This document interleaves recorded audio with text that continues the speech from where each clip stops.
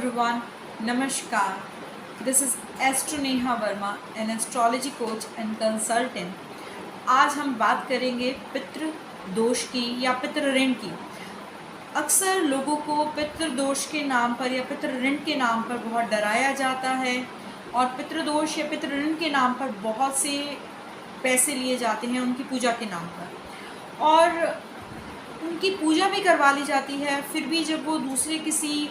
Consultant के पास जाते हैं अपना कुंडली को दिखाने, तो वो लोग फिर यही बोलते हैं कि आपकी कुंडली में पितृ दोष है या पितृ ऋण है, और जिसकी वजह से ये सब समस्याएं आ रही हैं। कोई भी एक परफेक्ट सोल्यूशन हमें बता ही नहीं पाता है, दे ही नहीं पाता है। तो हम अक्सर इन्हीं एक परेशानियों में उलझे रह जाते हैं कि कुंडली में पितृ दोष है, पितृ ऋण है, इसी वजह से नौकरी नहीं हो रही है या शादी नहीं हो रही है या व्यापार में घाटे लग रहे हैं या बच्चे नहीं हो रहे हैं या शादियों में परेशानियां आ रही हैं या बच्चे बीमार हो रहे हैं, और हम कभी भी परेशानी की असली वजह तक पहुंच ही नहीं पाते हैं और समस्या का समाधान कभी भी हो ही नहीं पाता। तो सबसे पहले आज हम बात करेंगे कि पितृ दोष या पितृ ऋण बेसिकली है क्या। तो सबसे पहले पितृ दोष या पितृ ऋण उनके लिए जिन्हें थोड़ा सा ज्योतिष का नॉलेज है, जिन्हें ज्योतिष के बारे में थोड़ा सा ज्ञान है, उनके लिए पितृ दोष को आइडेंटिफाई कर पाना आसान रहेगा। पितृ दोष बेसिकली बृहस्पति के पक्के घरों में जो कि 2, 5, 9, 12 में अगर कोई उसका शत्रु ग्रह आकर बैठ जाए, शुक्र, बुध या राहु, और जबकि गुरु अपनी स्वराशि से या अपने पक्के घर से कहीं दूर हो, उसमें ना बैठा हो, तो ऐसी स्थिति को हम पितृ दोष या पितृ ऋण बोलते हैं। और अब उनके लिए जिन्हें एस्ट्रोलॉजी की नॉलेज नहीं है, पितृ दोष या पितृ ऋण को आइडेंटिफाई कर पाना कैसे संभव हो पाएगा? ऑफ कोर्स वो भी आइडेंटिफाई कर सकते।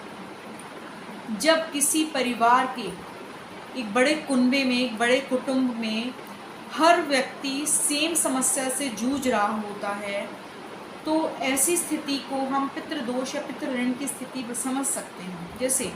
सपोज एक बड़ा कुटुंब है, दादा दादा के बहुत सारे आगे बच्चे हुए, उन बच्चों के आगे शादियां हुई। अगर सभी बच्चों को बिजनेस में, व्यापार में परेशानियां आ रही हैं, या फिर सभी बच्चों को शादियों में परेशानियां आ रही हैं, या फिर सभी बच्चों को आगे संतानों में, बच्चों में परेशानियां आ रही हैं, या फिर किसी को भी पुत्र संतान नहीं है, या फिर बार बार घर में आत्महत्या, इस तरीके की घटनाएं हो रही हैं, या परिवार आगे जाकर स्टॉप लग रहा है, आगे जाकर बिल्कुल बंद हो गया है परिवार की बढ़ोतरी होना,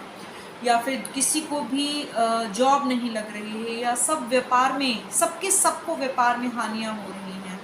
और ऐसा एक के साथ नहीं, तकरीबन परिवार के हर व्यक्ति के साथ हो रहा है, तो ऐसी स्थिति को हम पितृ ऋण या पितृ दोष बोलते हैं, जिसमें कुटुंब के खराब होने के लक्षण मिलते हैं। कुटुंब खराब हो रहा होता है, कुटुंब खत्म होने की स्थिति में होता है, कुटुंब खराब हो रहा होता है, कुटुंब परेशान हो रहा होता है। अभी ऐसी स्थिति में हम लोग क्या करें, किस तरीके से समस्या का समाधान करें? ऐसी स्थिति में हम लोग परिवार के हर सदस्य से एक पर्टिकुलर अमाउंट लेंगे, पैसा, एक पर्टिकुलर अमाउंट ऑफ रुपीज़ हम लेंगे। हर व्यक्ति, हर सदस्य अपनी जेब में से निकाल कर पैसा देगा, और फिर उन सब सदस्यों से पैसे को इकट्ठा करेंगे, और एक ही दिन हम मंदिर में जाके उन पैसों से हवन पूजन करवाएंगे, जिससे पितृ दोष की शांति होगी। और ऐसा साल में अगर एक बार कर लेंगे, तो या जीवन में भी अगर एक बार संभव है तो कर लेंगे, तो जिससे हमारे कुटुंब की समस्याओं का हल होगा, लोगों के जीवन की समस्याओं के समाधान होंगे, और इसके बाद आपका पितृ ऋण, पितृ दोष सदैव के लिए समाप्त हो जाएगा। इसके बाद आप पर्टिकुलर चार्ट्स की पर्टिकुलर ग्रह दोष या काल सर्प दोष या कुछ भी जो राहु, शनि, केतु जो भी लगा, उनके समस्याओं के समाधान कर सकते हैं और बड़ी महंगी पूजाओं से बच सकते हैं, अपने पैसे को बचा सकते हैं। इसी तरीके की और इम्पॉर्टेंट इन्फॉर्मेशन को जानने के लिए kindly like and subscribe my channel, or you can visit our website www.astronehavarma.com. धन्यवाद, नमस्कार।